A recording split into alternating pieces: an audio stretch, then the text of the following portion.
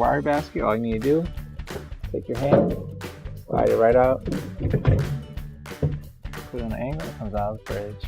Take your new wire basket, place it on top of the brackets, you slide it right back. And